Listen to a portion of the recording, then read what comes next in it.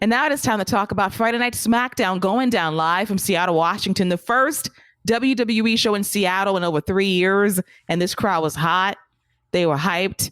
And Sheamus, my lord, this guy finally getting the flowers he deserves. It happened at Clash at the Castle, an epic battle with Gunther. And to know the power of that match, anytime Gunther and Sheamus shared airspace face to face, these fans were ready for a fight. They were ready for a battle. And I lived. Sheamus was so over with the people, and like, it's built up equity. You want to cheer the guy because he's been putting in fantastic work for the last 5 or so years, and now he gets to show out his babyface, whoop ass accordingly. And I now want a best of 7 series with Gunther and Sheamus. How badly can you beat the hell out of each other? But all in all, the 6-man tag team match was flipping fantastic. I loved it. Pete Dunne working like Pete Dunne, not so much like Butch looking like Pete Dunne, hair down, gear up, Imperium's back together, Giovanni Vinci's here, we got Ludwig doing his thing, Gunther being the man. My only weak link in this crew for both teams is Rich Holland, because dude, I try with you, I try to forgive and forget, but when you drop my man Ludwig the way you did on his knee, I was about to fight you. So you need to be very careful how you handle your opponents. My God, please be careful. That's all I ask. Otherwise, a really fun way to kick off SmackDown. What are your thoughts, Scott, on Sheamus, despite losing, having the best week ever? I thought it was a really good match, really fun match. And, you know, if you didn't know any better, the way you've seen all these 6-mans, you would think Triple H is about to introduce his own set of trios titles. The way I mean, good Lord, what's going on with all these trios all of a sudden popping up everywhere? The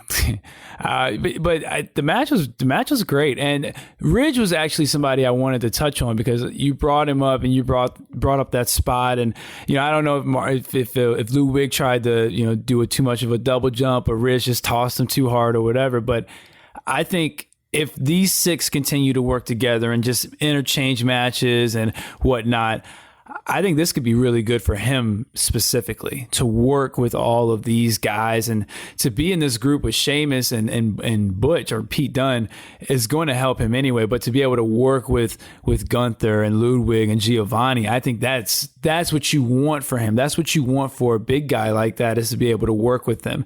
He doesn't have to, again, everybody doesn't have to become a main eventer. You want them to, but they don't have to be. If he could just be a solid big man who you can put in a tag team or just be a heavy, that's what you want, and that's what you want to get out of this, especially working with guys like that.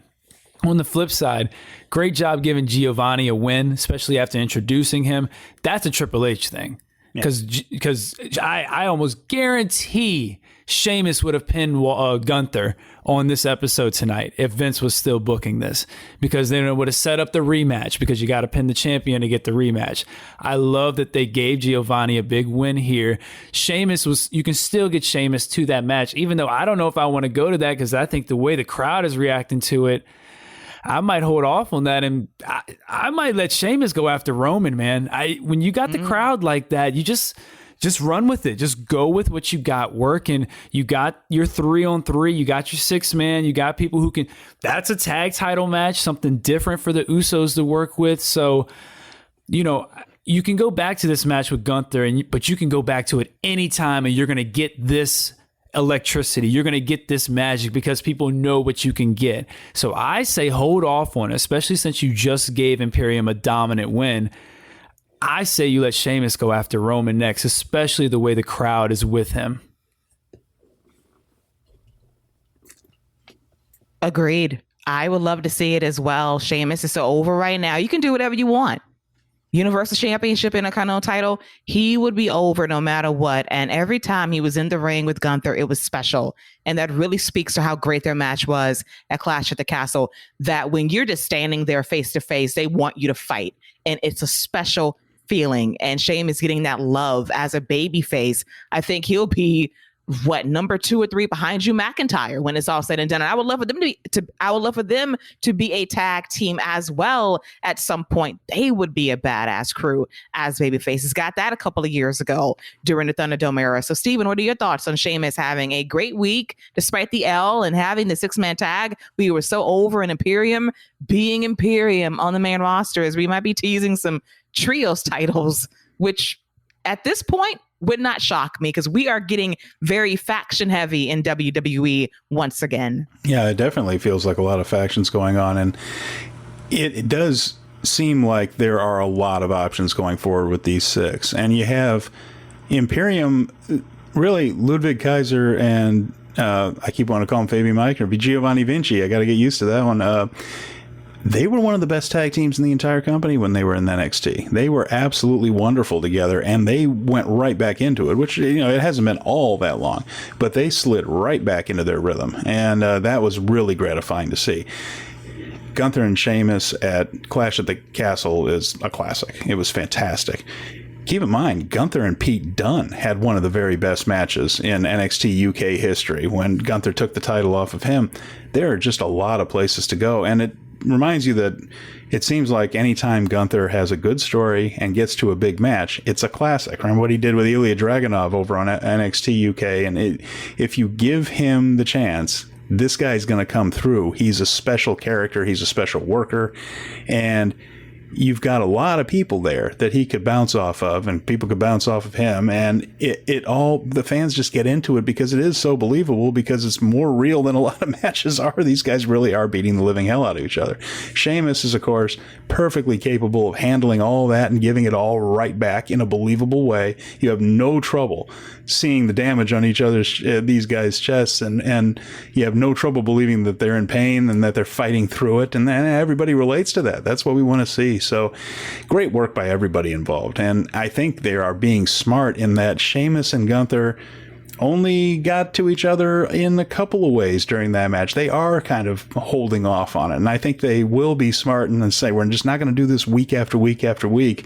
We're going to just tease this a little bit, and then when these guys wrestle each other again, we'll probably see a video package of these guys killing each other in Cardiff and put it together and saying, now they're going to do it again. It's going to be on this show, and it's going to be a special deal, and it's going to work because those guys are such strong workers. So there are a lot of combinations of these 6 guys that you can do and have great matches. And this can go for months if they wanted to, and I hope it does. I'm in. And if they want to send Sheamus after Roman, yeah, fine. You can definitely do that. He's got more momentum now than he has in a very long time, and the man deserves it. Absolutely. And I mentioned last week on the show in that the secret sauce for Smackdown in the fall, if we're not going to do a draft, will be all of these factions and teams working together. Because I think Survivor Series has the potential to be really special if they flip the formula around. With all these crews beefing, there is room for so much to do. And Sheamus and Gunther, it's smart of WWE to give people a taste, a tease of what you got on Saturday, and make them want it even more when the time calls for it. And I'm so glad that Gunther got the chance to showcase how great he is in front of the biggest audience possible. All of his stuff was done in the auspices of NXT, but to see him come through in front of a main roster audience that really sees his greatness, that takes him to another level. Now, every time he's in the ring, it's an event. You get to witness the full Gunther experience, and it's about damn time. Because up until that point, the matches were fine, but this was his moment to say, this is what I do.